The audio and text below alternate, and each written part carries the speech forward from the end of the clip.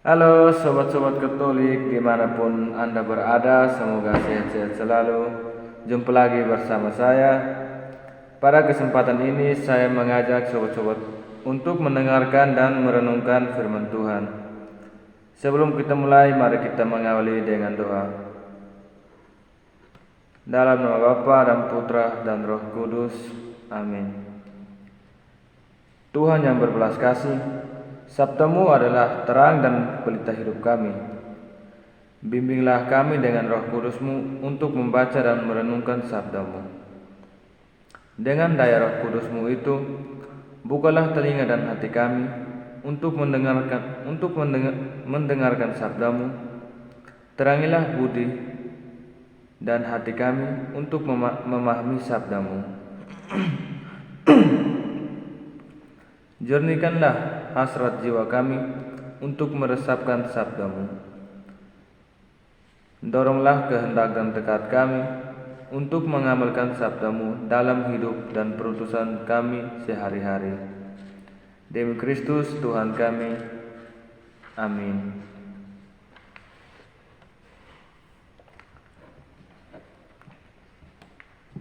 Tuhan beserta kita sekarang dan selama-lamanya. Inilah Injil Yesus Kristus menurut Markus. Dimuliakanlah Tuhan. Sekali peristiwa, Yesus memanggil ke-12 murid dan mengutus mereka berdua-dua.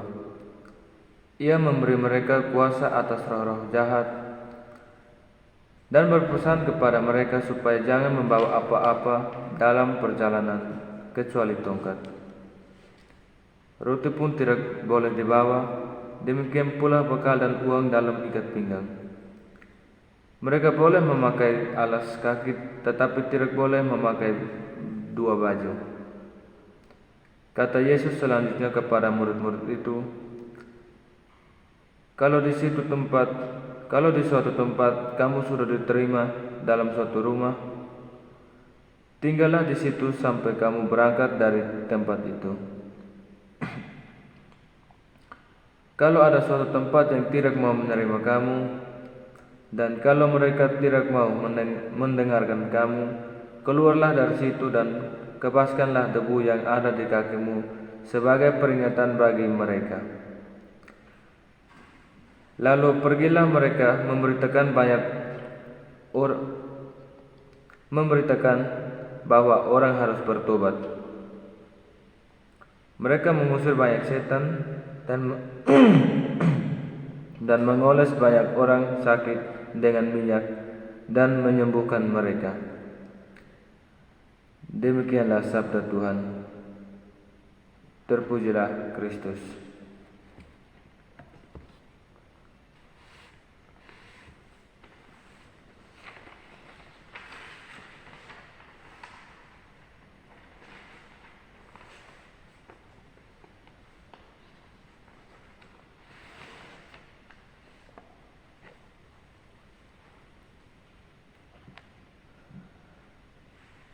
Saudara-saudara yang terkasih,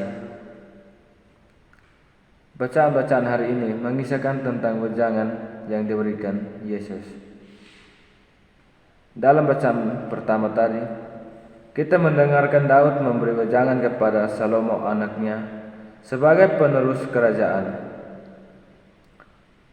Kemudian dalam bacaan Injil, kita juga mendengarkan Yesus memberi wejangan kepada para murid yang diutus berdua-dua untuk melakukan pelayanan. Pada dasarnya, wejangan itu bersifat etis, yakni terarah pada sesuatu yang baik dan positif. Kita pun sering kali menerima wejangan, entah dari orang tua, guru, dan mereka yang dituakan, ataupun dari gereja dan institusi lain. Saudara-saudari yang terkasih, bagaimana kita mendengarkan, menghayati, dan menghidupi wejangan-wejangan yang kita dengar? Salomo setia pada wejangan ayahnya sehingga kerajaannya semakin kokoh. Para murid pun berusaha melaksanakan tugas perutusan mereka dengan sebaik-baiknya, sehingga banyak orang bertobat, terbebas dari setan, dan sembuh dari penyakit. Lalu, bagaimana dengan kita? Apakah kita juga setia mengikuti wejangan orang tua kita? Apakah kita tekun mengikuti ajaran iman yang kita terima dari gereja? Apakah aktivitas kita selaras dengan identitas kita sebagai murid Kristus di zaman ini? Semoga.